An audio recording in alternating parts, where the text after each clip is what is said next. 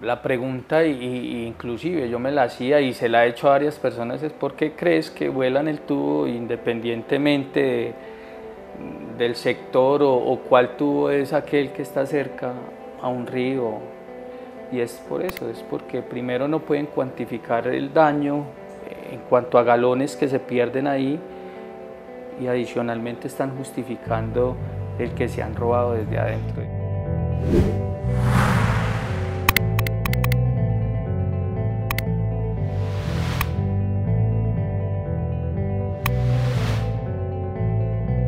Dicen es que los paramilitares tenían el tubo y eso lo convirtieron parecido a una flauta porque en cada esquina había un hueco. Y sí, hurtábamos combustible y era una fuente de financiación. Pero también era más que el que se perdía directamente desde allá con estas voladuras de oleoducto. ¿Por qué creen que vuelan el oleoducto? No, que es por el daño ambiental. No, que es porque como es para los gringos, entonces para que los gringos no reciban el combustible. Eso es como el que maneja el taxi. Yo para qué voy a dañar el taxi si hay más taxis. ¿Para qué botar el combustible si a Estados Unidos el daño que se le hace es a Colombia? Porque a Estados Unidos no le ha llegado, pues no nos va a pagar.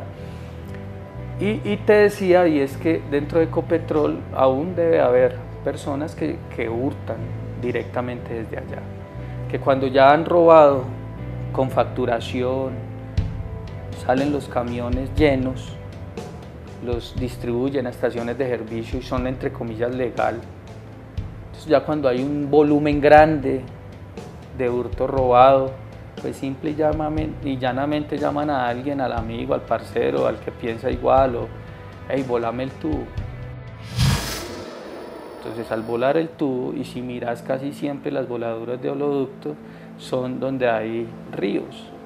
¿Por qué? Porque cuando van a cuantificar no solo el daño ecológico, sino a mirar cuánto combustible, entre comillas, se perdió, pues les va a quedar más difícil cuando ha cogido por un río. Adicionalmente, entonces no solo sale el que se perdió por el atentado, sino ahí legalizan y justifican el que habían robado dentro del cartel. Esas son cosas que nosotros hemos contado y cosas que el país tal vez no conozca. Esto no solo ha pasado cuando nosotros estuvimos, sino antes y hasta después de que nos desmovilizamos. Una de las tantas verdades que nosotros hemos dicho es todo lo del tema de fuentes de financiación, porque como son ejércitos irregulares o ejércitos no legales, pues necesitan de una financiación no legal. En determinadas regiones, y no solo lo digo yo como autodefensa, sino que fui, sino también en donde estaban las guerrillas, pues se tenían que financiar de algo. Voy a poner un ejemplo claro, si es el Caquetá, el Putumayo, la principal fuente de financiación de estas regiones es la coca. En el sur de Bolívar era la coca, en Santander no había coca en determinada región, sino era el hurto de combustible. Esa fue nuestra principal fuente de financiación, fuente que ya existía y que ya era manejada por los grupos de izquierda, o guerrilleros que habían ahí, no de izquierda, perdón, guerrilleros que habían ahí. Ellos estaban organizados por comunas y determinadas comunas hurtaban ACPM, gasolina. Pero lo más curioso del tema es que eran bandas que traían de Bogotá y ellas robaban y se llevaban el combustible, lo vendían y a ellos les pagaban un impuesto. Y listo, entonces esos son los invisibles de la guerra. No solo el que hacía esta comercialización, sino los dueños de estaciones de servicios que en último se enriquecieron con ese combustible hurtado, porque si en Ecopetrol para esa época valía 4.000 el galón de gasolina, en el tubo valía 1.000.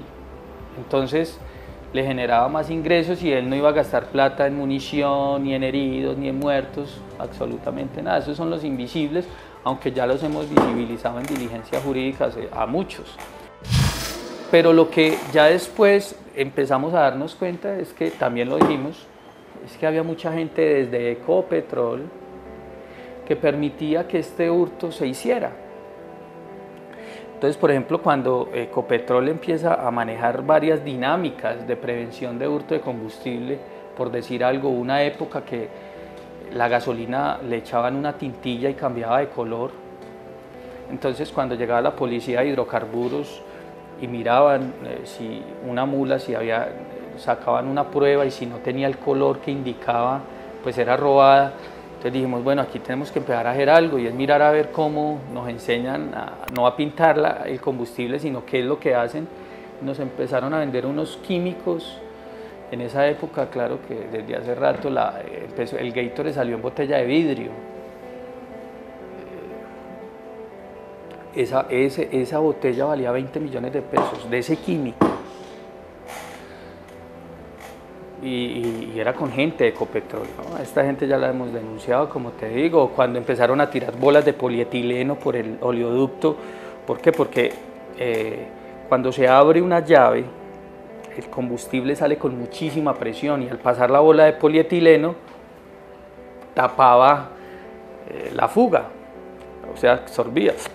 Entonces ellos mismos, la gente de Ecopetrol, nos iba diciendo qué debíamos de hacer, y nosotros íbamos mejorando.